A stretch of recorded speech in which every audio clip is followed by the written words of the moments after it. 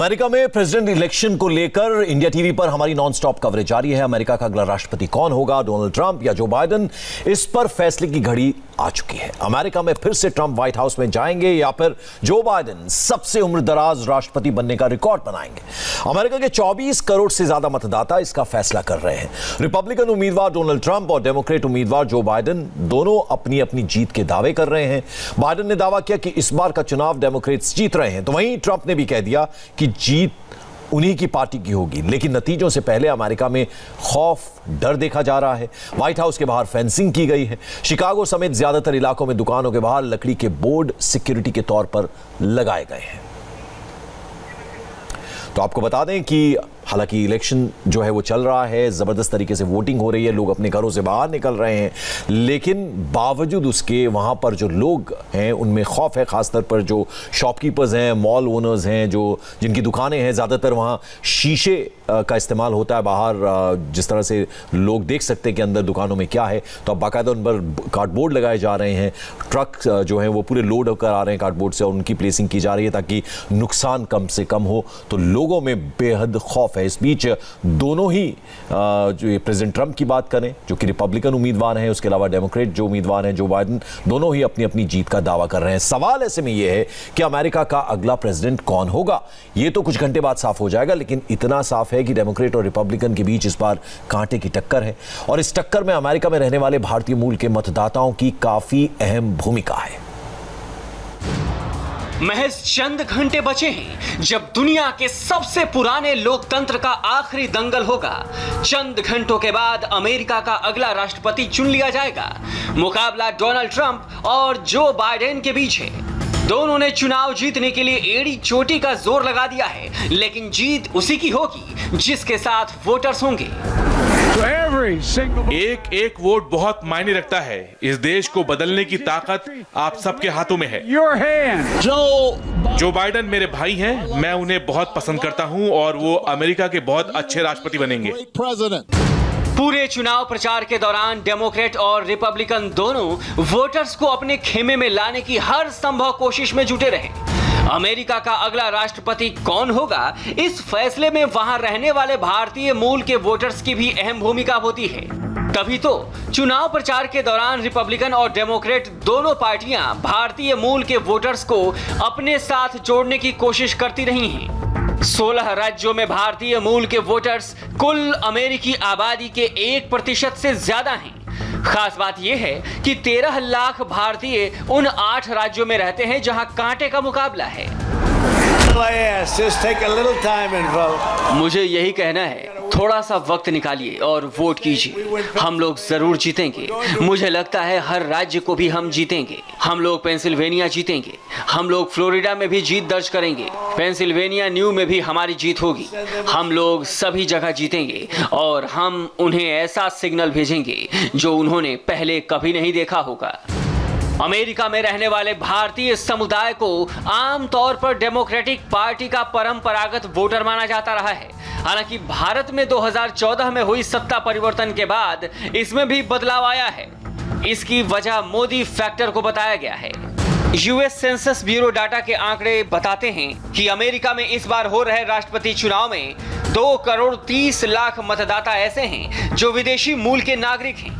इनमें भारतीयों की अहमियत इसलिए भी काफी बढ़ गई है क्योंकि पहली बार किसी पार्टी ने भारतीय मूल की महिला को अमेरिका के उपराष्ट्रपति पद के लिए अपना उम्मीदवार बनाया है। ये डेमोक्रेट पार्टी की कमला हैरिस हैं। जो बाइडेन ने कमला हैरिस के बहाने भारतीय मूल के वोटर्स को अपनी ओर करने की कोशिश की है। पिछले दिनों पीयू रिसर्च के एक सर्वे से सामने आया था कि 72% भारतीय मूल के मतदाता डेमोक्रेटिक पार्टी के जो बाइडेन को सपोर्ट कर रहे हैं।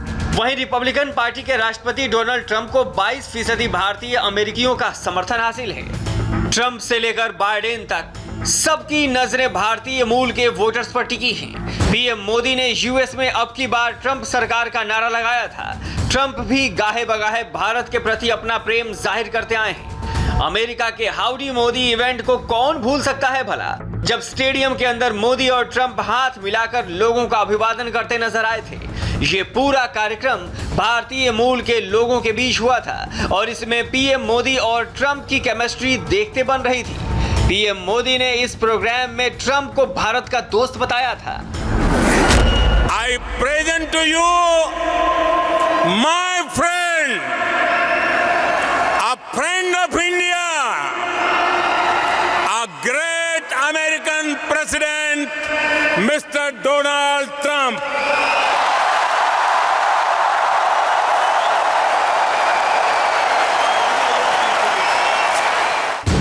इस बार के चुनाव में अमेरिका और भारत के रिश्तों की भी खूब चर्चा है। बदले माहौल में कहा जा रहा है कि भारत के साथ अमेरिका के इतने मजबूत रिश्ते कभी नहीं थे। मोदी और ट्रंप क्लोज कांटेक्ट में रहते हैं और चीन के अलावा दुनिया के बड़े बड़े मुद्दे पर एक दूसरे से सलाह मशविरा करते हैं। चुनावी जानकारों की माने तो पिछली बार की तरह इस बार भी साइलेंट वोटर्स ही किंग मेकर होंगे। अमेरिकी चुनाव में इस बार कोरोना वायरस के अलावा चीन के साथ अमेरिका के संबंध, ब्लैक लाइफ मैटर्स का आंदोलन, पुलिस रिफॉर्म्स पर डोनाल्ड ट्रंप का आक्रामक रवैया और अमेरिकी चुनाव में रूस का दखल बड़ा मुद्दा है। राष्ट्रपति ये तय नहीं करता कि वोट कौन करेगा, बल्कि वोटर ये तय करते हैं कि राष्ट्रपति कौन बनेगा। जब अमेरिका वोट करता है तो उसमें अमेरिकन्स की आवाज होती है और जब अमेरिका की आवाज सुनी जाती है तो संदेश बेहद साफ और तेजी से सुनाई देता है। समय आ गया है जब डोनाल्ड ट्रंप बैग पैक कर अपने घर जाएं। डोनाल्ड ट्रंप और जो बाइडेन। डोनाल्ड ट्रंप की उम्र 74 साल है तो वहीं जो बाइडेन 78 साल के हैं। अगर बाइडेन राष्ट्रपति बनते हैं तो पहले टर्म में राष्ट्रपति बनने वाले सबसे उम्रदराज व्यक्ति होंगे। अब देखना दिलचस्प होगा कि वोटर्स इस बार किस पर अपना भरोसा जताते हैं। अमेरिका में राष्ट्रपति चुनाव के लिए वोटिंग जारी है। इस बीच राष्ट्रपति ट्रंप ने बड़ा बयान दिया। ट्रंप ने कहा कि अगले 4 साल काफी अहम होने वाले हैं।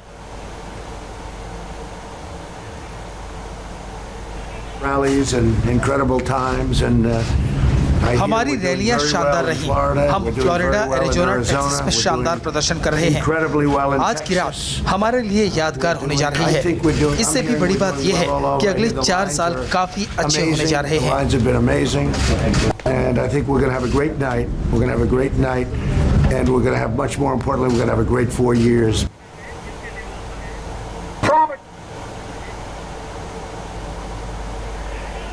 अमेरिका का राष्ट्रपति बनूंगा। कोई लाल या नीला राज्य नहीं होगा, केवल यूनाइटेड स्टेट्स ऑफ अमेरिका होगा।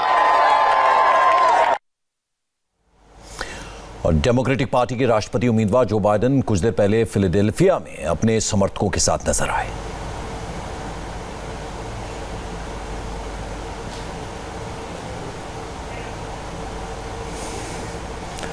तो तस्वीरें आप देख रहे हैं, जो बाइडेन काफ़ी आश्वस्त नज़र आ रहे हैं अपनी जीत के लिए और अब से कुछ देर पहले मीडिया से भी मुखातिब हुए थे। उन्होंने जीत का दावा किया और इस वक्त फिलाडेल्फिया में वो हैं और वोटिंग चल रही है। आप देखें जो तमाम दुकानें हैं उनके शटर्स डाउन हैं। कुछ जगह जैसा कि हमने आपको बताया काफ़ी डर और खौफ है, हिंसा हो सकती है। जो तमाम विंडोज़ हैं जिसमें मैनिक्विन्स नज़र आ रही हैं लेकिन उस पर अब कवर चढ़ते जा रहे हैं, यानी विंडो शॉपिंग अब बिल्कुल नहीं हो सकती है।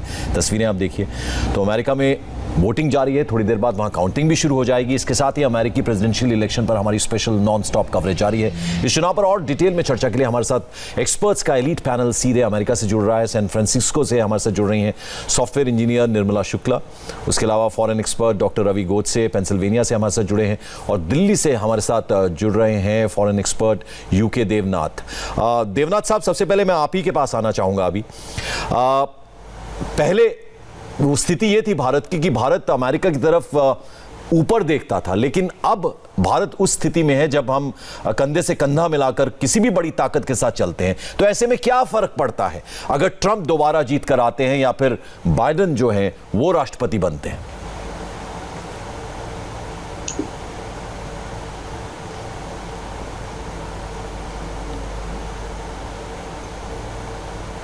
देवनाथ जी, मेरी आवाज मिल रही है आपको? हाँ, मुझे सुनाई दे रहा है। जी हाँ, मेरा सवाल सुन लिया आपने? एकदम जी हाँ जी, आपने एकदम सही फरमाया। आजादी के बाद से भारतवर्ष ने नॉन अलाइन मूवमेंट के अंतर्गत अमेरिका से दूरी बनाई रखी थी, लेकिन आस्ते आस्ते हमारी राजनीतिक परिपक्वता मैच्योर हुई है और आज की तारीख में भारत अमेरिका के बराबरी पर आ गया है। हम कंधे से कंधा मिलाकर अमेरिका के साथ विजयी पथ पर बढ़ रहे हैं। भारत जानता है कि अगर हमें सक्सेसफुली दुनिया का मुकाबला करना है तो हमें भारत से trade, commerce, economics, defence and high technology पर बहुत ही क्लोज कोऑपरेशन रखना पड़ेगा। इसीलिए पिछले एक दशक से भारत और अमेरिका पास आ रहे हैं। अभी कुछ दिनों पहले जब अमेरिका से माइक पोम्पियो तथा मार्क एस्पर आए थे तो 2+2 के अंतर्गत हमने उनके साथ कई संधियां साइन की, जिनमें बेका, जीसोमिया, लेमोआ तथा कॉमकासा शामिल है। इन संधियों के सिग्नेचर के बाद भारत और अमेरिका बहुत पास आ गए हैं। हमें भूलना नहीं चाहिए कि इंटरनेशनल डिप्लोमेसी में कोई भी परमानेंट दोस्त या परमानेंट शत्रु नहीं होता। सब देश अपने अपने निहित स्वार्थ के लिए शॉर्ट टर्म, मीडियम टर्म तथा लॉन्ग टर्म डिप्लोमेसी करते हैं। फिलहाल भारत को एक बहुत बड़ा खतरा जो है वो चीन से है और अमेरिका भी जानता है कि आस्ते आस्ते चीन अमेरिका का एक कंपटीटर बनता जा रहा है। इसीलिए ये बहुत ही नेचुरल है कि भारत और चीन पास पास आए, भारत और अमेरिका पास पास आए। अमेरिका भारत से यह आशा करता है कि भारत चीन के साथ इस तरह से व्यवहार करेगा ताकि साउथ एशिया में तथा साउथ ईस्ट एशिया में भारत का प्रभुत्व बढ़े। इससे अमेरिका को बहुत सुविधा होगी कि वह विश्व के पटल में अपना दबदबा बजा के रख सके। यह बहुत जरूरी है कि दोनों देश जो कि बहुत ही पुरानी और दुनिया की दो बड़ी डेमोक्रेटिक सोसाइटीज हैं, कंट्रीज हैं, वह आपस में मिलके विश्व में डेमोक्रेटिक प्रोसेस को एनकरेज करें। बिल्कुल, तो इसलिए ज्यादा फर्क नहीं पड़ता कि दोनों में से कोई भी राष्ट्रपति चुन के आए, क्योंकि भारत अब उस स्थिति में है।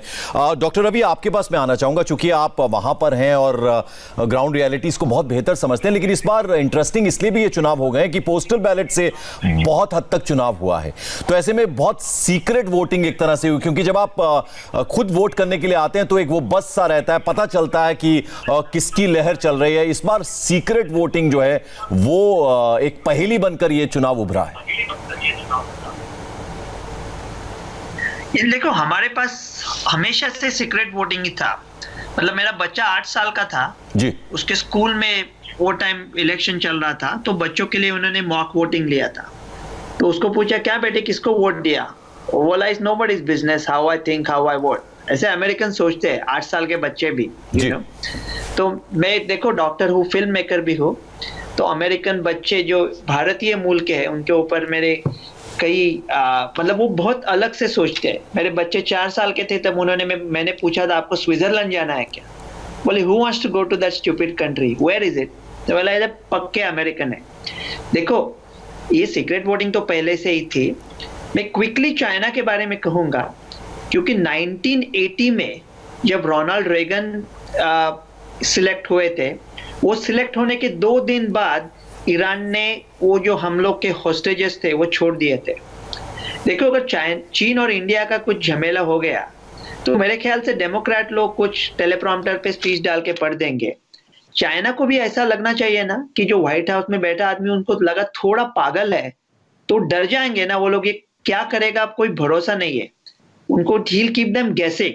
तो अगर इंडिया और चीन का कोई झगड़ा होता है, कोई बखेड़ा होता है, तो मेरे ख्याल से रिपब्लिकन भी अच्छे रहेंगे। जो H1 वीजा की बात है उसके ऊपर शायद डेमोक्रेट इंडियन यूथ के लिए, जो इंडियन सिटीजन्स है, उनके लिए ज्यादा अच्छे रहेंगे। लेकिन देखो, मेरे जैसे लोग हैं, मेरी बेटी अभी मेडिकल स्कूल में है, वो तो बच्चे कंप्लीट अमेरिकन है। तो जब इंडिया से कोई नौजवान आते हैं तो वो H1 जॉब के लिए हमारे बच्चों के साथ ही लड़ेंगे ना। तो मैं इंडियन यूथ से ये कहूंगा, H1 वीजा की डेफिनेशन क्या है पता है आपको? H1 वीजा ऐसा वीजा है, वो जॉब उस आदमी को मिल सकता है वो जो जॉब किसी भी अमेरिकन नागरिक या ग्रीन कार्ड होल्डर को नहीं चाहिए।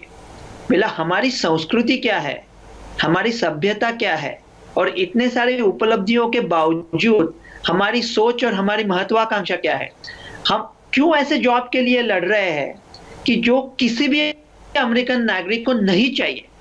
हम करो ऐसा करो कि जब चाइना ये महामारी खत्म होने के बाद जो सारा पूरा मैन्युफैक्चरिंग है वो चाइना से इंडिया शिफ्ट करे, इंडिया में ही जॉब बना दे, क्योंकि बाहर के लोग आके इंडिया में लाइन में खड़े रहे वीजा मिलने के लिए, इंडिया में काम करने के लिए। इस महत्वाकांक्षा से काम करें। मेरे ख्याल से इंडिया और ये रिलेशन के लिए शायद रिपब्लिकन ही अच्छे रहेंगे। और एक क्विकली बात कहूंगा कि जो कमला हैरिस की बात उन्होंने की थी, वो मतलब वो हाफ इंडियन जरूर है, लेकिन वो कभी जिक्र नहीं करती, वो कभी बात नहीं करती इसका कि वो इंडियन ओरिजिन से है। उनका हाफ इज अफ्रीकन अमेरिकन, जैसे ओबामा थे half African American half white, तो अफ्रीकन अमेरिकन पे ज्यादा जोर देते थे। वैसा जो बाइडेन साहब ने पहले कहा ही था कि मेरी जो होगी चुनाव वाइस प्रेसिडेंट की चॉइस वो डेफिनेटली वाइट ब्लैक फीमेल होगी, तो इसलिए उन्होंने कमला हैरिस को, लेकिन वो इंडियन की उसके ऊपर ज्यादा जोर नहीं देती। तो मेरे ख्याल से कमला हैरिस के टिकट पे होने या ना होने से भारतीय लोग जो सोच रहे हैं या वोट करे उसमें ज्यादा फर्क नहीं पड़ेगा। लेकिन आपने जो बैटल ग्राउंड स्टेट की बात की है जी, वो फिलाडेल्फिया में 10,000 भारतीय मूल के लोग अगर रिपब्लिकन को वोट दे देते हैं तो वो पूरे अमेरिका का इलेक्शन रिजल्ट बदल कर सकते हैं। देवनाथ साहब एक क्विकली आपसे रिएक्शन लेना चाहूंगा मैं। देवनाथ साहब अगर आपको मेरी आवाज मिल रही है? जी हाँ जी, मैं आपसे ये जानना चाहूंगा जिस तरह से अभी लद्दाख में जो कुछ चीन जिस तरह से भारत के साथ कर रहा था, चीन के परिप्रेक्ष्य में, पाकिस्तान के परिप्रेक्ष्य में, कश्मीर को अगर हम देखा जाए तो उस लिहाज से दोनों में से कौन बेहतर प्रेसिडेंट रहेगा भारत के परिप्रेक्ष्य में? देखिए, अमेरिका भी कश्मीर को लेकर और पाकिस्तान को लेकर बहुत चिंतित है। डेमोक्रेट एंड रिपब्लिकन दोनों के ही हित में यह है कि पाकिस्तान एक स्टेबल देश रहे, क्योंकि अमेरिका पाकिस्तान को एज ए लॉन्चिंग पैड इस्तेमाल करता है for its activities in Afghanistan. जी, अब चीन जो अक्साई चीन में कर रहा है, इससे दुष्परिणाम यह निकलेगा कि अगर भारत और चीन में स्कर्मिश होता है तो चीन का जो सी पैक प्रोजेक्ट है, जो कि काशगार से कराची और ग्वादर तक सड़क बना रहा है, वह खटाई में पड़ जाएगा। युद्ध की स्थिति में ऐसा भी हो सकता है कि भारत सी पैक जो इंफ्रास्ट्रक्चर है उसको कुछ डैमेज अननोइंगली कर दे। इससे पाकिस्तान की स्थिति बड़ी क्रिटिकल हो जाएगी, वो थोड़ा अनस्टेबल हो जाएगा। अमेरिका यह कतई नहीं चाहेगा। ट्रेडिशनली रिपब्लिकन्स ने इंडिया के तुलना में पाकिस्तान को ज्यादा तवज्जो दी है। अब डेमोक्रेट्स यह क्लेम कर रहे हैं कि अगर वो पावर में आएंगे तो वो भारत के जो इंटरेस्ट है उसको प्रोटेक्ट करके रखेंगे। देखिए, अभी मेरे को पैनलिस्ट बोल रहे थे कि Kamala Harris, though she is an Indian but she does not declare so, लेकिन मेरा मानना है कि कमला हैरिस अगर जीतकर वाइस प्रेसिडेंट बनती हैं जी, तो हमारे प्रधानमंत्री मोदी, जो कि एक बहुत ही मैच्योर परिपक्व लीडर हैं, वह आस्ते आस्ते कमला हैरिस को भी भारत के खेमे में शामिल करने में कामयाब हो काफी जाएंगे। महत्वपूर्ण बात आपने की है। मैं सर आपके पास लौटूंगा। इस बीच आपको बता दें, अमेरिकी राष्ट्रपति चुनाव के लिए वोटिंग जारी है और वोटिंग के बाद ही काउंटिंग शुरू हो जाएगी। कुछ घंटे की काउंटिंग के बाद एक क्लियर रुझान भी आना शुरू हो जाएगा। अमेरिका का अगला प्रेसिडेंट कौन होगा? मौजूदा राष्ट्रपति डोनाल्ड ट्रंप को मिलेगा दूसरी बार मौका, या जो बाइडेन के साथ डेमोक्रेटिक पार्टी को मिलेगी सत्ता? हालांकि डोनाल्ड ट्रंप का दावा है चुनाव वो ही जीत रहे हैं, लेकिन क्या है इस दावे की ग्राउंड रियलिटी? इस स्पेशल रिपोर्ट में देखिए। Oh, wow. This is a big crowd. We have a lot of big crowds, but this is a big crowd. This is great. Thank you very much.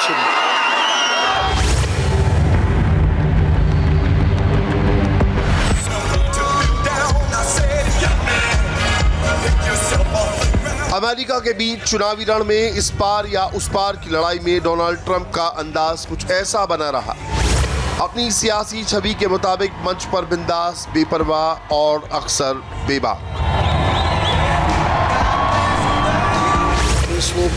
America के इतिहास में बहुत महत्वपूर्ण चुनाव है। इससे दिशा तय होगी कि अमेरिका किधर जाएगा, इधर या उधर। अगर उधर गया तो ये बहुत खतरनाक हो सकता है। अमेरिका के 45वें राष्ट्रपति को पता है अगले 4 साल का मौका नहीं मिला तो बहुत कुछ बदल जाएगा। ट्रंप के साथ रिपब्लिकन के हाथ सेकंड टर्म यानी 8 साल बाद आई सत्ता भी और 2 बार राष्ट्रपति बनने वाला उनका सपना। ट्रंप की पूरी चुनावी तैयारी ही इसी लिहाज से तैयार की गई। अगर आप अपने बच्चों को सुरक्षित रखना चाहते हैं, अपने मूल्यों की मर्यादा और अपना सम्मान बनाए रखना चाहते हैं, तो मैं आपको कह रहा हूं, जाइए और एक शख्स को वोट दिलाइए जिसका नाम है प्रेसिडेंट ट्रंप। डोनाल्ड ट्रंप 74 साल के हो चुके हैं और 70 पार की उम्र में राष्ट्रपति बनने वाले पहले शख्स हैं। लेकिन अब 74 साल की उम्र को लेकर मीडिया में तमाम टीका टिप्पणियों के बावजूद दूसरे टर्म के लिए जोर आजमाइश अभूतपूर्व रही। कभी ट्रंप ने खुद को कई पीढ़ियों के राष्ट्रपति से बेहतर बताया तो इस बार बड़े गुमान के साथ अमेरिका को फिर द ग्रेट बनाने की बात दोहराते रहे। And we have made America proud again. We have made America safe again. And we will make America great again. Words cannot express. Trump ने दुहाई उस पारंपरिक भरोसे को भी दी जिसमें अमेरिकी वोटर कई राष्ट्रपतियों को दूसरा मौका दे चुके हैं। अगर अमेरिकी राष्ट्रपतियों के कार्यकाल पर नजर डालें तो 45 में से 13 को मिल चुका है 2 टर्म। 1993 और 1997 में बिल क्लिंटन राष्ट्रपति चुने गए। 2001 और 2005 में जॉर्ज डब्ल्यू बुश राष्ट्रपति बने। 2009 और 2014 में बराक ओबामा राष्ट्रपति बने। 1933 से 1945 तक प्रेसिडेंट रूजवेल्ट तो तीसरे टर्म में भी चुने गए थे। हम पहले उम्मीद जीतना चाहते हैं। अगले 4 साल के लिए दोबारा आएंगे तो हम दोबारा वो काम कर पाएंगे जिससे हमने शुरू किया है। पूरे चुनाव प्रचार के दौरान ट्रंप अपने 4 साल को बेमिसाल बताते हुए दूसरी बार जीतने की अपील की। लेकिन दिलचस्प ये भी है, चुनाव अभियान से लेकर प्रेसिडेंशियल डिबेट तक ट्रंप के सामने जो सबसे बड़ी चुनौती रही वो 4 साल के दौरान उनके कामकाज ही रहे। कोरोना और मेडिकल फेलियर, नस्ली तनाव और भेदभाव, अर्थव्यवस्था और बेरोजगारी, वीजा इशू और विदेश नीति। मोटे तौर पर ये 4 सेगमेंट्स हैं जिनकी सुर्खियां अमेरिका समेत दुनिया भर की मीडिया में छाई रही। कोरोना के शुरुआती दौर में लापरवाही और हालात बिगड़ने पर स्वास्थ्य के क्षेत्र में आत्मनिर्भरता की खुली पोल ने ट्रंप को कटघरे में खड़ा कर दिया। इसी तरह अर्थव्यवस्था में गिरावट और बढ़ती बेरोजगारी के साथ वीजा नियमों में सख्ती और अक्खड़ विदेश नीति की वजह से दुनिया के कई देशों और सैन्य संगठनों से तनातनी का मुद्दा ट्रंप के खिलाफ विरोधियों का ट्रंप का बनता गया। He hasn't laid out anything. Trump के पास कोई प्लान नहीं है। इन्हें फरवरी में ही पता था कि संकट कितना बड़ा है, बीमारी कितनी खतरनाक है। लेकिन ट्रंप ने क्या किया? कुछ करने की बजाय इन्होंने ये कहा कि मैंने लोगों को अलर्ट नहीं किया ताकि अमेरिका के लोग घबरा जाएंगे। सच तो ये है कि पैनिक की असली वजह ये खुद है। You don't panic. राष्ट्रपति चुनाव में डेमोक्रेट उम्मीदवार जो बाइडेन प्रेसिडेंट ट्रंप के बयानों को ही सामने रखकर घेरते रहे। इसके पलटवार में ट्रंप उन्हें स्लीपी बाइडेन करार देते रहे। अपने मुकाबलेदारों पर ट्रंप के पलटवार करने का ये अंदाज बराक ओबामा के दौर से ही सुर्खियों में रहा है। जो बाइडेन तो उनसे 3 साल बड़े हैं, लिहाजा जो बाइडेन की 77 साल की उम्र को लेकर भी निशाना बनाते रहे। लेकिन अमेरिका में पिछले 10 महीने में जो कुछ हुआ है वो ट्रंप के लिए उम्र से भी ज्यादा मुसीबत बना। 85 लाख से ज्यादा लोग कोरोना वायरस से संक्रमित हुए। 2,25,000 से ज्यादा लोगों की कोरोना से मौत हुई। 2.5 करोड़ अमेरिकी नागरिकों की नौकरियां छूट गई। बेरोजगारी दर 3.5 से 14.7% हो गई। अफोर्डेबल केयर एक्ट हटाने की कोशिशों को लेकर आलोचना हुई। ब्लैक लाइव मैटर्स आंदोलन में ट्रंप के बयानों से गुस्सा बढ़ा। चुनाव से पहले सुप्रीम कोर्ट में ट्रंप के चहेते जज की नियुक्ति से विवाद बढ़ा। दरअसल ट्रंप ने अपने कार्यकाल में नाकामियों को लेकर बने रहे माहौल को देखते हुए एक बयान दिया था, जिसमें उन्होंने कहा था कि चुनाव में गड़बड़ियां हुई तो वो ट्रांसफर ऑफ पावर नहीं कर पाएंगे, वो राष्ट्रपति के पद पर बने रहेंगे। इसके लिए ट्रंप ने चुनाव से ठीक पहले सुप्रीम कोर्ट में खाली जज के पद पर अपने भरोसेमंद एमी कोरेन बेरेट की नियुक्ति करा दी। इसके साथ ही सुप्रीम कोर्ट में जजों की संख्या 9 हो गई, यानी चुनाव में धांधली की स्थिति में फैसला किसी भी तरह बराबरी पर नहीं हो सकता। आखिरी बार ये साल 2000 में हुआ था, जब जॉर्ज बुश और डेमोक्रेट उम्मीदवार अल गोर के बीच फासला इतना कम था कि फ्लोरिडा के वोटों की दोबारा गिनती को लेकर विवाद छिड़ गया। 2016 के चुनाव में ट्रंप ने भी डाक के जरिए दिए गए वोटों की वैधानिकता पर सवाल खड़े कर दिए। लिहाजा ट्रंप के बयान को इसी तरह की मंशा से जोड़कर देखा गया। ट्रंप ने ट्रांसफर ऑफ पावर को लेकर बयान भी बिना लाग लपेट के दिया था। आपको पता है, मैं काफी वक्त से बैलेट पेपर में गड़बड़ियों को लेकर चिंता जता रहा हूं। बैलेट्स किसी डिजास्टर से कम नहीं है। हम इसे दुरुस्त करने की कोशिश करेंगे, बेहद पारदर्शी तरीके से। लेकिन आप जानते हैं कि ये आउट ऑफ कंट्रोल है।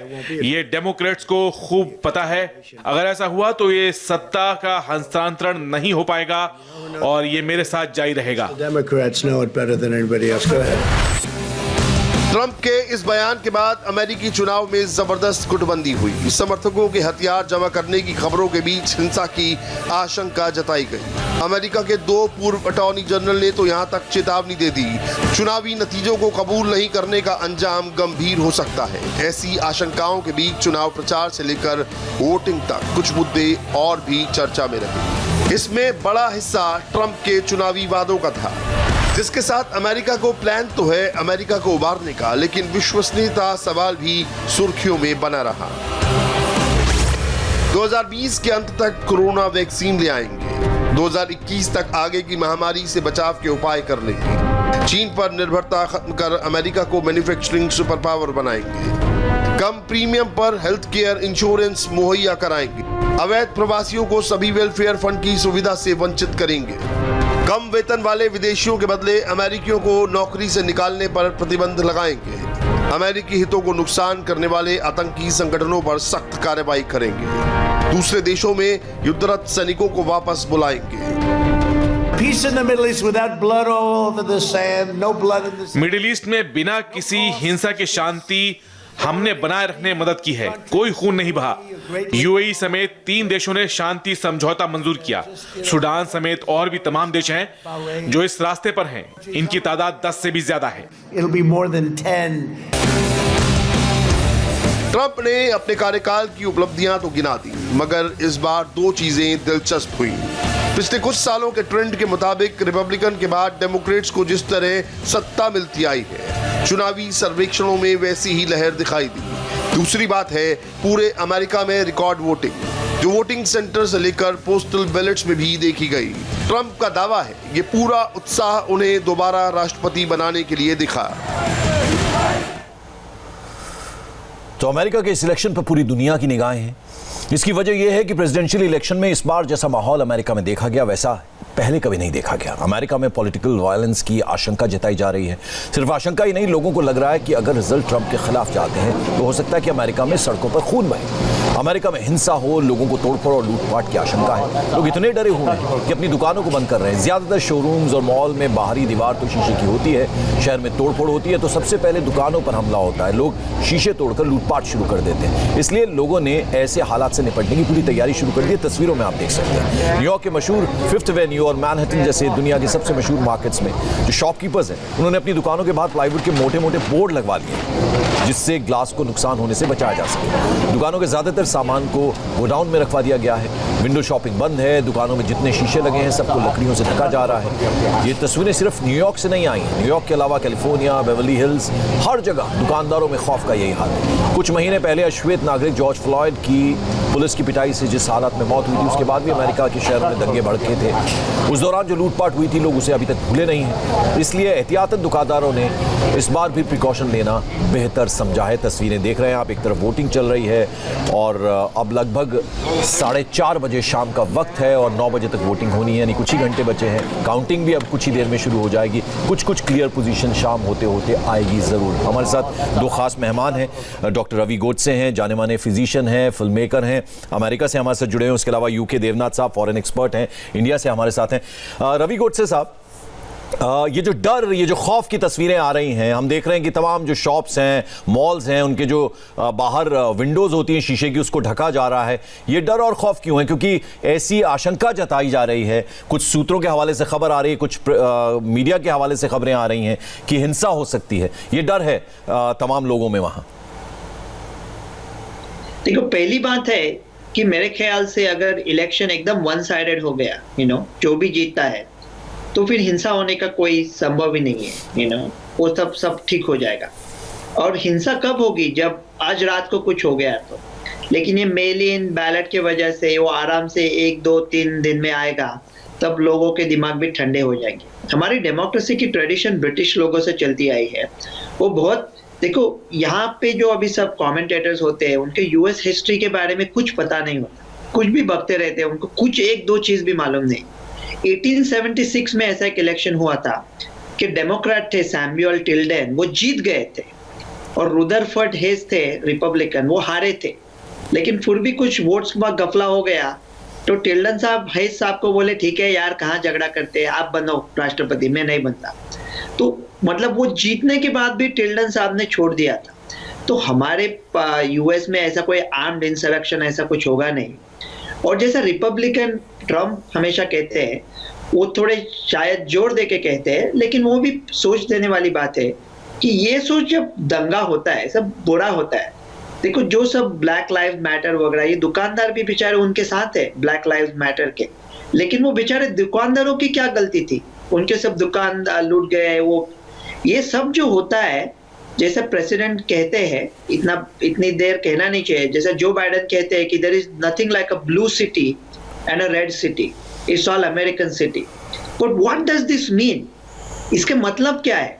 देखो, Chicago is a blue city, New York is a blue city, Philadelphia is a blue city. Trump साहब का मानना है कि जो ब्लू सिटीज होते हैं, डेमोक्रेटिक सिटीज होते हैं, उनमें लॉ एंड ऑर्डर इतना एनफोर्स किया नहीं जाता।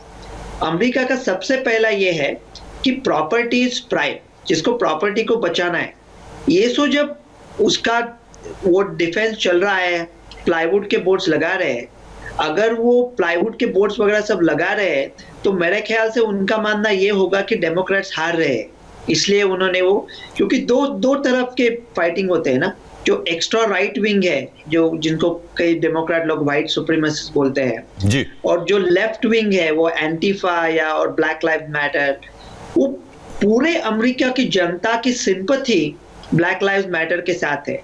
लेकिन बाइडेन साहब ने भी कहा था कि आपकी सिंपैथी साथ है, इसका मतलब ये ना कि आप दंगे पे उतर आए, मारपीट पे उतर आए, कि तोड़मोड़ करे या लोगों के दुकान जला दे, जिनका कोई लेना देना ही नहीं है जी। उनके दुकान जलाने से, उनको तबाह करने से, उनको दुनिया में से उठाने से क्या फर्क पड़ने वाला है केस को?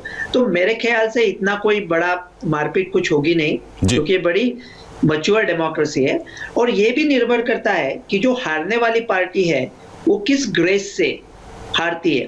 देखो, अभी 2016 में सब ट्रम्प पे इल्जाम लगा रहे थे कि क्या आप वो इलेक्शन के रिजल्ट्स मानोगे, और उन्होंने बड़ा मजाकी जवाब दिया था। उन्होंने कहा था कि मैं जीत गया तो डेफिनेटली मानूंगा।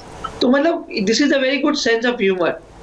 लेकिन हिलरी क्लिंटन ने हारने के बाद वो रात को कंसीड नहीं किया था, बाद में ये किया था कि रशिया ने किया, वो सब लफड़ा चालू किया था। तो हारने वाले पार्टी के ऊपर भी निर्भर होता है कि वो किस ग्रेस से हारते हैं। मेरे ख्याल से इतना बड़ा कोई दंगा मारपीट नहीं होगी क्योंकि ये 2-3 चलिए, आपका ये कहना सर बहुत राहत देने वाली खबर है कि दंगा और हिंसा नहीं होगी, और ये बहुत अच्छी बात होगी अमेरिका के लिए भी, क्योंकि आपका खुद का कहना है कि समझदार सुलझा हुआ देश है, पढ़े लिखे लोग हैं और इस तरह की हरकतें नहीं होंगी वहां पर, आप कह रहे हैं। देवनाथ साहब, चूंकि आप विदेशी मामलों के जानकार हैं, मैं कहीं पढ़ रहा था कि विदेश नीति के मामले में बाइडेन ज्यादा प्रभावी होंगे, यानी अंतर्राष्ट्रीय संबंधों के विशेषज्ञों ने यह सर्वेक्षण किया कि अगर ये 2020 का चुनाव जीतते हैं बाइडेन, तो विदेशी सरकारें जो हैं डोनाल्ड ट्रंप के मुकाबले उनकी तुलना में ज्यादा सहयोग करेंगे अमेरिका के साथ। कितना सही है ये? जी हां, इस बात में कुछ हद तक सच्चाई है। डोनाल्ड ट्रंप का विदेश नीति ज्यादातर इस चीज से गाइड हुआ कि किस तरह से अमेरिका को supreme again, America first again बनाया जाए जी। इसके चलते डोनाल्ड ट्रंप के टेन्योर में यूरोप के देश इंग्लैंड, फ्रांस, जर्मनी थोड़ा सा आहत हुए थे। मैं आपको एक एग्जांपल देता हूं। डोनाल्ड ट्रंप ने बहुत ही ज्यादा जोर लगाया कि नेटो का जो एक्सपेंडिचर है उसमें जर्मनी, फ्रांस तथा इंग्लैंड और ज्यादा कंट्रीब्यूट करें। ऐसा पहले के राष्ट्रपति जितने थे अमेरिका में, उन्होंने ऐसा करने से अवॉइड किया था। अब यह आशा की जाती है कि अगर डोनाल्ड ट्रंप की जगह पर राष्ट्रपति जो भी बनेंगे, डोनाल्ड ट्रंप के जाने के बाद जो अमेरिका की फॉरेन पॉलिसी होगी वह नेटो की तरफ जरा सॉफ्ट होगी।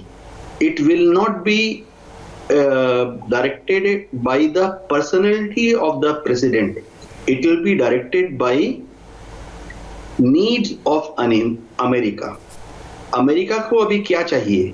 अमेरिका को चाहिए कि वह चीन को कंटेन करे।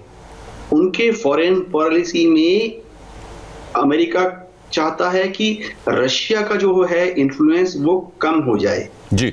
इसी तरह से लॉन्ग रन में अमेरिका को फिर से ईरान के साथ अपने दरवाजे खोलने पड़ेंगे। यह लगता है कि जो बाइडेन की जो पर्सनैलिटी है, जो कि सबको साथ लेके चलने की वाली पर्सनैलिटी है, उसमें शायद संभव होगा। और तो और अमेरिका ने पिछले कुछ सालों में भारत के ऊपर भी इतना दबाव डाला कि भारत ईरान से कोई पेट्रोकेमिकल्स आयात ना करे। हाँ। इससे भारत को बहुत असुविधा हुई है, फाइनेंशियल क्षति भी पहुंची है जी। हम आशा करते हैं कि जो बाइडेन राष्ट्रपति बनने के बाद जी इन सब मुद्दों पर थोड़ा रिकंसिलिएटरी। चलिए सर, आप भी कहीं ना कहीं ये मानते हैं कि अगर जो बाइडेन प्रेसिडेंट बनते हैं तो विदेश नीति के मामले में वो ज्यादा प्रभावी रहेंगे, ऐसा आपका भी मानना है? इस बीच आपको बता दें, वोटिंग के बीच डेमोक्रेट उम्मीदवार जो बाइडेन ने ट्वीट किया है और ट्रंप पर बड़ा हमला किया है। उन्होंने लिखा कि ये चुनाव झूठ की जगह सच्चाई को चुनने का वक्त है। ये सीधा सीधा अटैक डोनाल्ड ट्रंप पे किया है जो बाइडेन ने। उन्होंने कहा कि झूठ की जगह सच को चुनने का वक्त है। यानी लगातार वो ये बात कहते आए हैं कि कोरोना के मामले में झूठ बोला, वैक्सीन आएगी इसके बारे में झूठ बोला, ये अटैक लगातार कर रहे थे। और आज बाकायदा ट्वीट किया है। क्या लिखा उन्होंने ट्वीट में, आइए आपको एक बार वो दिखा देते हैं। उन्होंने ये लिखा है कि डर की जगह सच को चुनने का वक्त है। हमारे पास ये किसी को चुनने का वक्त नहीं है, डर की जगह उम्मीद को चुनने का वक्त है। यानी होप, डर की जगह उससे चुनना है। मतभेद की जगह एकता को चुनने का वक्त है। फिक्शन की जगह साइंस को चुनने का वक्त है। ये तमाम बातें उन्होंने ट्वीट की हैं। झूठ की जगह सच को चुनने का वक्त है। ये सीधा सीधा ट्रंप को उन्होंने घेरा है ये ट्वीट करके। डॉक्टर रवि गोडसे, ये जो बात मैंने कही है, ये ट्वीट किया अभी जो बाइडेन ने, सीधे सीधे ट्रंप को घेरा इस ट्वीट के जरिए। क्या कहेंगे आप? देखो, पहली बात है, most of these are just words. What does it mean? Like they keep repeating it. Sir चलिए मैं आपसे सर चलिए मैं 1 मिनट सर मैं आप जरा मेरी बात सुन लें। मैं ये इसलिए भी कह रहा हूं क्योंकि चूंकि आपके कई पहलू हैं पर्सनैलिटी के, आप फिल्म मेकर हैं, आप फॉरेन पॉलिसी को भी बेहतर समझते हैं और आप फिजिशियन भी हैं। तो 2.5 लाख मौत हुई हैं और 1 करोड़ के करीब कोरोना पॉजिटिव हुए हैं अमेरिका जैसे देश में, और दूसरी तरफ ट्रंप कहते हैं कि हम लोगों की होप को जीत रहे हैं, हमने 4 साल बेमिसाल काम किया, यानी कॉन्ट्रडिक्शन है इसमें। तो शायद इसलिए भी ये सीधे सीधे अटैक कर रहे हैं जो बाइडेन। नहीं, पहली बात क्या है, ये पैंडेमिक सिर्फ अमेरिका में आया है या पूरे दुनिया में आया है? पूरे दुनिया में आया। देखो सब जगह पे लोग अनफॉर्चुनेटली मरे हैं, एक आदमी भी मरना उचित नहीं था। लेकिन मैं सुनना चाह रहा हूं कि जो दूसरी पार्टी कहती है कि उन्होंने क्या डिफरेंट करेंगे, वो टेस्टिंग बढ़ाएंगे, उससे क्या होगा। मेरे ख्याल से ये जो दूसरी पार्टी प्रेसिडेंट के ऊपर शक डाल रही है कि ये वैक्सीन शायद ठीक नहीं होगी, इस डर के मारे अगर लोगों ने वैक्सीन नहीं ली तो उससे भी काफी लोग मर सकते हैं। चाइना की जो ट्रम्प साहब ने बॉर्डर बंद की थी, वो बॉर्डर 30 जनवरी को बंद की थी। सब लोग कह रहे थे वो रेसिस्ट है, क्योंकि 15 जनवरी को वर्ल्ड हेल्थ ऑर्गेनाइजेशन का ये दावा था कि human to human transmission possible नहीं। इस दावे को खारिज करते हुए ट्रम्प साहब ने वो चाइना की ये बॉर्डर बंद कर दी थी। ट्रम्प साहब का कहना है कि 20 लाख लोग और मर जाते थे। देखो पूरे दुनिया में लोग मरे हैं, और अनफॉर्चुनेटली प्रॉब्लम क्या है, सब लोग ट्रम्प साहब को कह रहे थे कि आपने साइंस का सुना नहीं, आपने जर्मनी जैसा करना चाहिए था। तो मैं कई बार जर्मनी जा चुका हूँ, जर्मनी का बड़ा फैन हूँ। जर्मन ऑटोबान पे BMW चलाने जैसी दुनिया में इससे बड़ा प्लेजर और कोई नहीं है। बहुत ऑर्गेनाइज लोग हैं, लॉकडाउन भी स्ट्रिक्ट था, मास्क भी बहुत अच्छे थे, लोग सुनते भी है, वेरी मैच्योर पीपल। लेकिन सब लोग कह रहे थे ट्रम्प साहब को आपको जर्मनी और फ्रांस जैसा करना चाहिए था। अब जर्मनी और फ्रांस में क्या हालत है, वो दूसरे लहर के ग्रिप में है। जितने अमेरिका में केसेस है उससे भी ज्यादा केसेस जर्मनी और फ्रांस में है, और उनकी इकोनॉमी की पूरी तबाही मच चुकी है। तो ये सब कंटेन करके टेस्टिंग, ट्रेसिंग, आइसोलेशन से कुछ नहीं होता।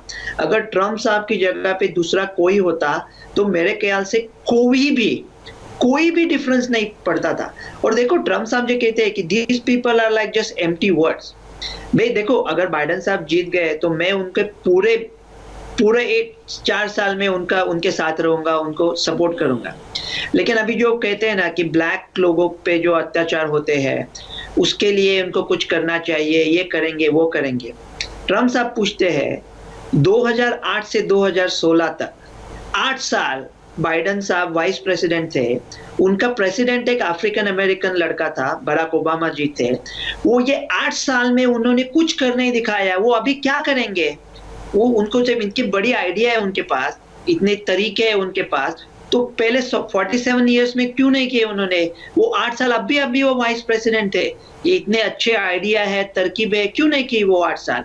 ऐसा ट्रम्प साहब कहते हैं। मेरे ख्याल से कोरोना महामारी ने पूरे दुनिया को डिस्टर्ब किया है।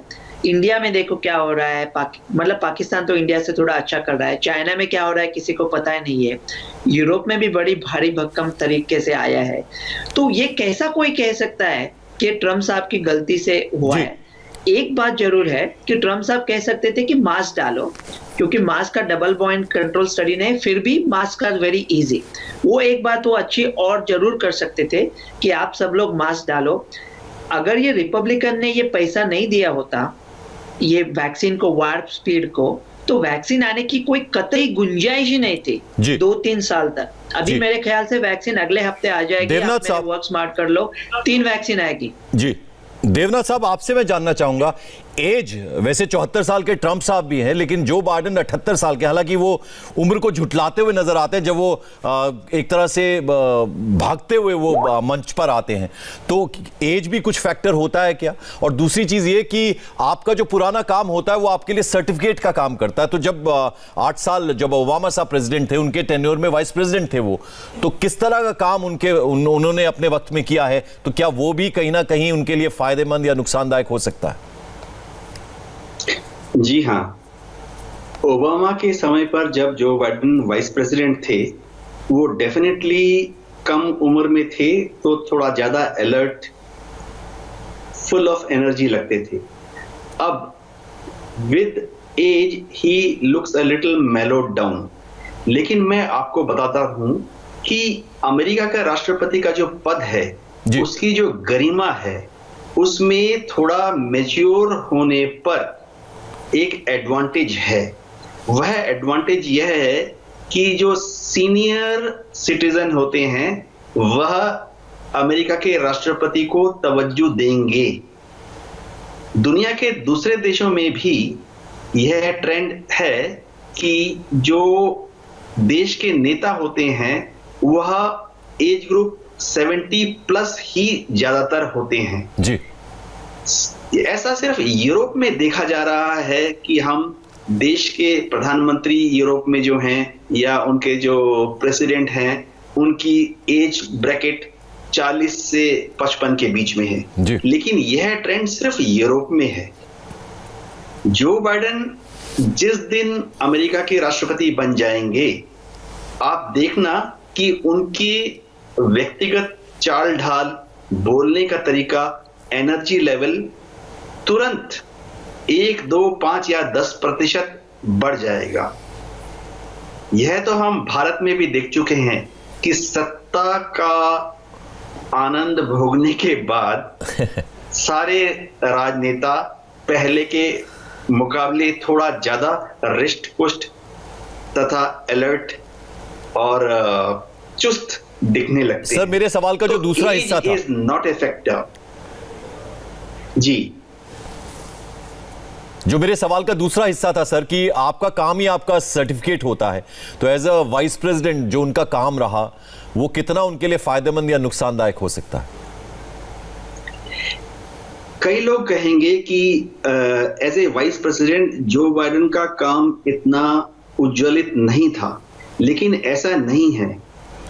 सब डेमोक्रेसीज में प्रेसिडेंट जो हैं वो एनवायरनमेंट पर डोमिनेट रहते हैं। वाइस प्रेसिडेंट का काम होता है प्रेसिडेंट को सपोर्ट करना, और अगर किसी वजह से प्रेसिडेंट अस्वस्थ हो जाते हैं या उपलब्ध नहीं रहते हैं तो वाइस प्रेसिडेंट उनके शूज में स्टेप इन करते हैं। जी। दूसरी चीज ये है कि अमेरिका की जो पॉलिटिकल स्ट्रक्चर है उसमें विदेश नीति पर प्रेसिडेंट का ही ज्यादा दबदबा रहता है। जी। जो बाइडेन ने अपने वाइस प्रेसिडेंट के कार्यकाल में एचआर इश्यूज पर बहुत बड़ा काम किया है। उनके रहते हुए पूरे अमेरिका में स्वास्थ्य सेवाओं में जो पुश था वो समाज के मार्जिनल लोगों को साथ ले जाने वाला पुश था। देखिए, रिपब्लिकन्स का अप्रोच ये है you will get medical services, you पे, वेयरएज डेमोक्रेट्स का अप्रोच हमेशा से ये रखा है कि आपका स्वास्थ्य ज्यादा इंपॉर्टेंट है, nation will pay, you will also पे। मैं आपको एक छोटा सा एग्जांपल देना चाहता हूं। आप जो बाइडेन का अभी का अप्रोच देखिए। जी। अभी जैसे कोरोना पिछले 6 महीने 8 महीने से पूरे विश्व में छाया हुआ है, रिपब्लिकन्स तथा डोनाल्ड ट्रंप का अप्रोच रहा है पहले काम फिर बचाओ, जबकि जो बाइडेन जानते हैं कि अगर देश स्वस्थ रहेगा, अमेरिका का बच्चा, यूथ, एडल्ट्स, समाज की मार्जिनल पीपल अगर वो कोविड से सेफ रहेंगे तो पहले बचाओ फिर काम। तो आप देख सकते हैं कि बाइडेन साहब का जो अप्रोच है वो हमेशा से ही रहा है मनुष्य की तरफ झुका हुआ। जी। जबकि डोनाल्ड ट्रंप और रिपब्लिकन्स का झुकाव रहा है प्रोडक्शन, काम तथा a positive contribution towards American economy. जी। एक इंडिविजुअल का जो मानसिक तथा शारीरिक स्वास्थ्य है, हाँ, वह ट्रेडिशनली रिपब्लिकन्स के लिए एक सेकेंडरी इशू रहा है। हाँ। अमेरिका की फॉरेन पॉलिसी में जो एक कटाव आया हुआ था, एक पैनापन आया था। दुनिया के सारे देश अमेरिका की फॉरेन पॉलिसी से एक चुभाव महसूस कर रहे थे। जैसे कि आप भारत का ही H-1B वीसा को जो मार्जिनलाइज किया गया, इससे भारत के एक बहुत बड़े तबके पर एक नेगेटिव प्रभाव पड़ा। जी।